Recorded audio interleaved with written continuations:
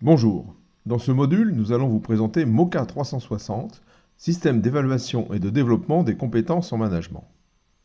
Comment prévoir si un tel ou une telle sera un bon manager?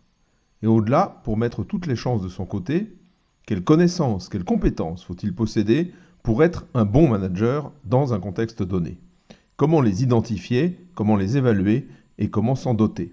Ce sont les questions auxquelles le système MOCA 360 permet de répondre.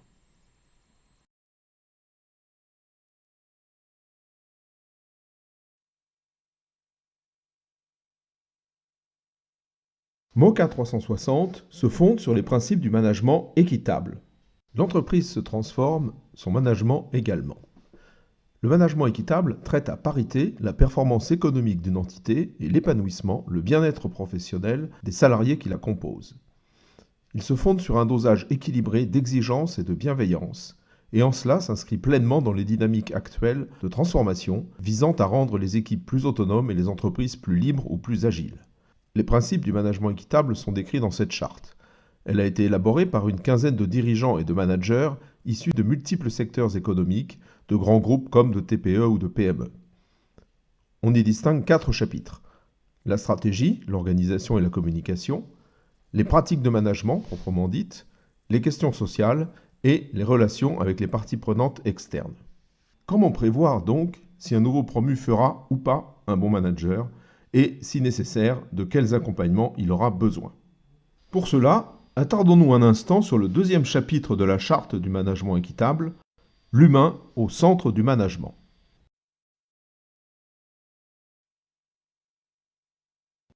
Mettre en place, puis faire vivre un management équitable, ça nécessite de maîtriser des compétences groupées selon 4 exigences clés. En premier, mener, c'est-à-dire donner du sens, décider, faire preuve d'autorité et d'exemplarité, en agissant en leader charismatique. Puis, organiser, en focalisant, en déléguant, en pilotant l'activité, en assurant la cohérence et en se rendant disponible, en agissant en organisateur. Puis, communiquer, en transmettant informations et valeurs, en faisant preuve d'écoute et de bienveillance, en faisant vivre une dynamique collective, en agissant en animateur. Et enfin, accompagner, c'est-à-dire faire progresser ses collaborateurs, responsabiliser, prodiguer attention et reconnaissance, piloter équilibre professionnel et personnel, faire vivre un climat de bienveillance et de confiance en agissant en coach. 4 compétences clés donc pour mettre en œuvre et faire vivre un management équitable, que l'on résume dans le modèle et dans le sigle MOCA, et qui se décline en une trentaine d'outils dont l'apprentissage fait l'objet de nos formations. Comment prévoir donc si un nouveau promu fera ou pas un bon manager et, si nécessaire, de quels accompagnements il aura besoin?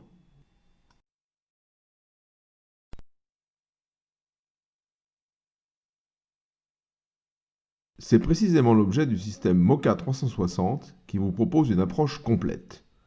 Il fournit un référentiel universel de compétences managériales, il permet d'établir une cartographie complète des aptitudes à manager, il permet également de décider une trajectoire de progression dans un contexte économique, opérationnel et temporel donné.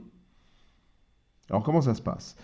Dans un premier temps, le manager effectue un auto-positionnement en regard des 4 exigences du modèle MOCA et de ses 13 compétences essentielles.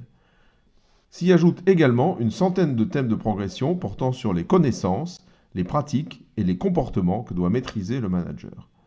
Ce premier diagnostic est ensuite commenté et nuancé par le supérieur hiérarchique, par des pairs et par des subordonnés. Le tout est alors revu et validé par le manager participant et par le consultant, puis complété par des recommandations de formation et d'accompagnement avant nouvelle présentation au supérieur hiérarchique.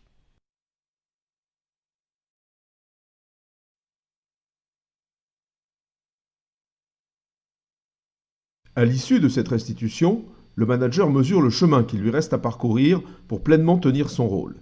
Lui et son manager peuvent évaluer les chances de réussite et les risques d'une situation donnée ou d'une évolution pressentie.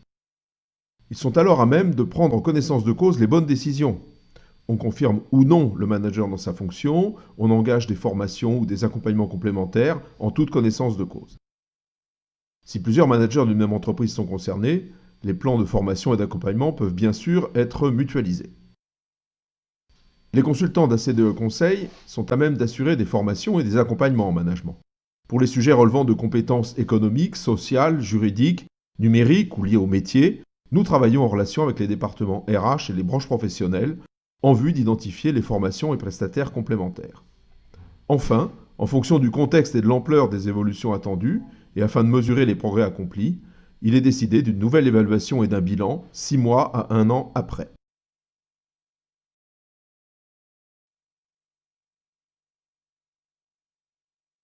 L'ensemble se déroule selon un calendrier déterminé en commun dès le lancement de l'opération, sur une période approximative d'une année entre le moment où on lance les autopositionnements et celui où une nouvelle évaluation peut être effectuée après la période de formation et d'accompagnement.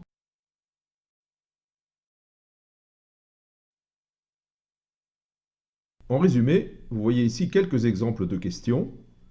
Les restitutions, l'auto-évaluation selon les 4 exigences clés et selon les 13 compétences essentielles, ainsi qu'un exemple de plan d'accompagnement.